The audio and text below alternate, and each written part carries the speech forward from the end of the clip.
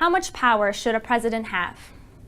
On the one hand, they're just part of a system of shared powers. But don't we want the president to take action and get things done? Scholars debate this issue, and occasionally it makes headlines. In 2012, President Obama used an executive order to change immigration policy.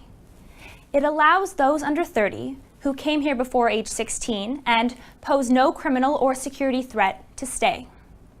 Congress was left out of the whole thing. Was that right? We asked some people what they thought. Should the president have sidestepped Congress? Because I think with Congress, nothing gets done now. It's too polarized. I think a lot of it should be like in Switzerland. They should have referendums. And then people could vote on how they feel, the general public. I would say yes, in that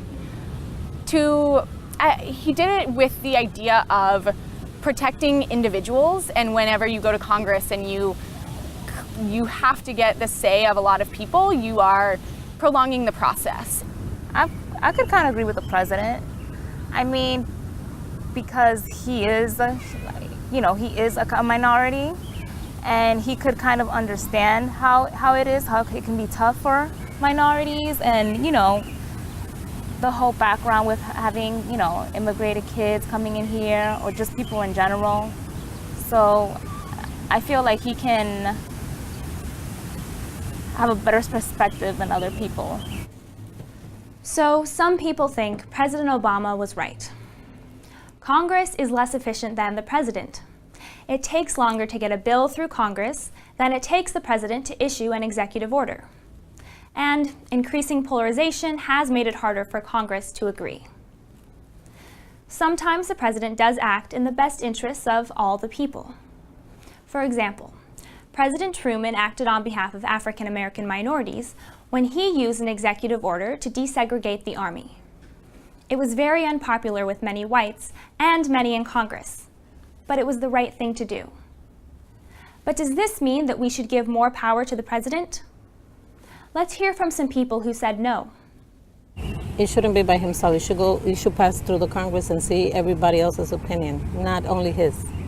I think Barack Obama is a brilliant strategist because that buys him the Hispanic vote. I think if he was fair, he would have done that 3 years ago. I think it was wrong this close to an election year to bypass Congress. And I'm not necessarily a fan of Barack Obama. I'm a small business owner, so I vote for the person who's going to give me the tax relief. So I think that was just a brilliant strategic move before an election. These are some good points.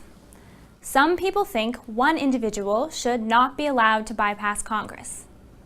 The Constitution gives the power to create legislation to Congress, not the president. The framers put the president in charge of executing the law. Moreover, some people feel that presidents can abuse their power.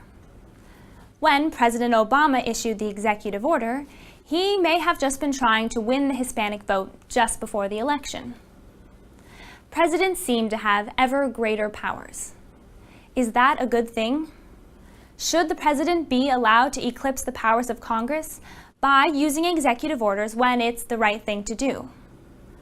Are there other ways our government can act more efficiently without putting more authority in the hands of one individual? Has the president's expanding power distorted our democracy? Or is it just necessary in our day and age?